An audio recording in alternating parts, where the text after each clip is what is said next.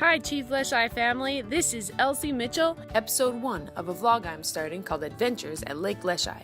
This is Jake, my dog. He has special permission to be here with us. Grab your boots and let's talk as we walk. Why, you might ask, am I making a vlog? I would like to 1. Reveal the location where this mysterious Lake Leschi is located. 2. Provide awareness so that the Chief Leschi community knows the untapped potential of Lake Leschi. 3. Show off my lovely science students. And 4. Maybe do some good.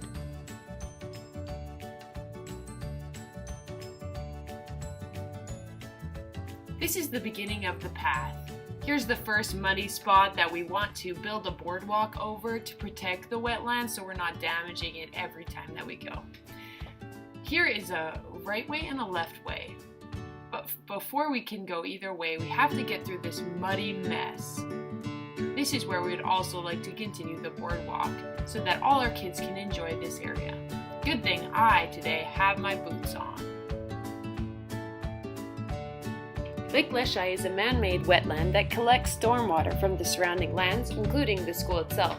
Lake Leschi is home to many ducks, herons, deer, frogs, and a mystery member that we'll talk about in a second. As I show you around the pond, notice the traces of those animals And other species that live in this environment. Why should we build a boardwalk, you might ask?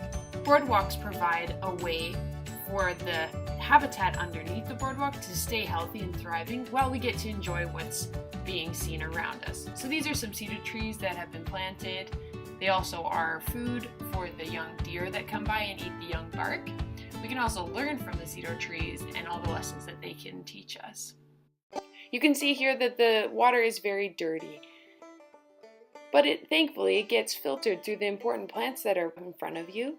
They get filtered through the soil and the water then hits the pond, and by the time it gets to the pond it is very clean. As we continue down this path, I want to tell you about a study. Did you know that the average child from ages 4 to 16 will spend 6.5 hours a day Playing video games. whereas they're spending 6 minutes outside in nature? I believe the development of Lake Leschi could change that. During this past winter, we saw the change happen. This tree fell over and this branch came across the path. But when we saw it, there were bite marks in the branches. It came across the path, and then the next week, it was gone. There's teeth marks here. We naturally came to the conclusion that it was a beaver, but it's not a beaver. Jay Simchum is going to tell us otherwise. What animals have you seen out there while working? But there is no beavers, Are you contrary sure? to popular belief. No, what it is muskrats. And they do the They same. do the same gnawing on trees. The way you can tell, if you go on the back side of the pond between the creek and the lake, you'll see little like slide channels, not very deep. Oh. And what it is, that's how the muskrats get back and forth between the creek and the lake. Okay. That's why we know there's muskrats in it. You can hear my disappointment in this interview because beavers are way cooler because of their big flat tail. Muskrats have this tiny little tail. Muskrats are more likely to destroy a habitat as they are like overgrown rats. So we're continuing on our tour. You can see it's quite muddy. You don't want to bring your brand new Vans here or your brand new Jordans back here, so lots of students don't come back here. I asked some of my students of what they thought about Lake Leschi. Okay. What do you love about this pond? Kaya's almost stuck in it. What else do you love about it? I think so too, Alex. Back to our tour, where we get to actually see where the muskrats have taken down some trees. So this is the biggest catastrophe that we have out here. This tree is probably 3 stories high at least. It took down several trees with it. It is just a big, fat mess. You see that they haven't actually used this tree for their homes. They may have taken a few branches, but they have left the tree just sitting there. It's useful lumber. We should use it as firewood, or maybe to build our boardwalk.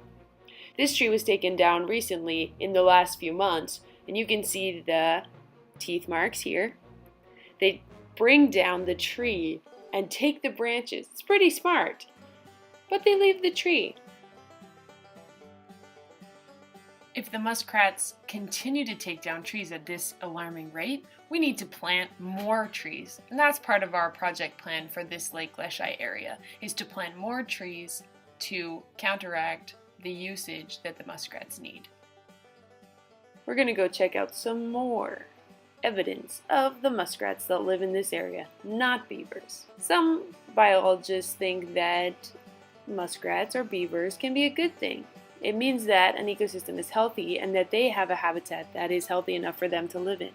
Other people see them as pests because they can flatline a forest very quickly. So we're going to watch the ecosystem and take care of it to make sure that this doesn't happen. This is the bridge. Who knows how long it's been here, but it is solid.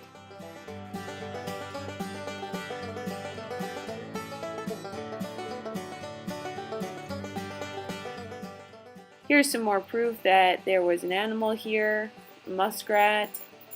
We're going to watch this other catastrophe of a big tree that the muskrat freshly did in the last few months since we've been exploring Lake Leschi. But right there you can see there's a big teeth marks and you can see the wood chips on the ground. I'll get a closer look and taking a big chunk out of this big tree. So that tree will eventually die. It will eventually fall over and maybe take some trees down with it. I have many ideas of how to make Lake Leschi a more accessible place for the community of Chief Leschi, but I also asked this question to Jay. Let's see what he has to say. Go out by the storage for the track and field, that building there, just to the right of it. You'll see a kind of a rocky area that's open. Ideal place to develop the outdoor classroom and kind of a research area, so you wouldn't have to haul everything back to the school. You could do it and develop that area. And as far as the wetlands themselves, what we'd like to do, what we've talked about doing, is developing a catwalk type system.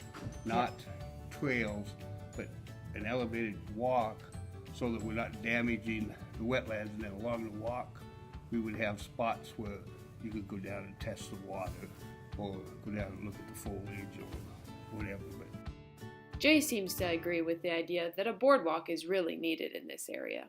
And in the comments below, please tell us how you want Lake Leschi to look. What else does Lake Leschi need? Do you agree that it needs a boardwalk? This brings us to the end of our tour.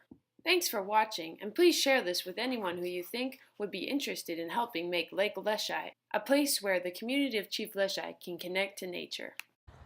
I'm Elsie Mitchell, and this is me signing off.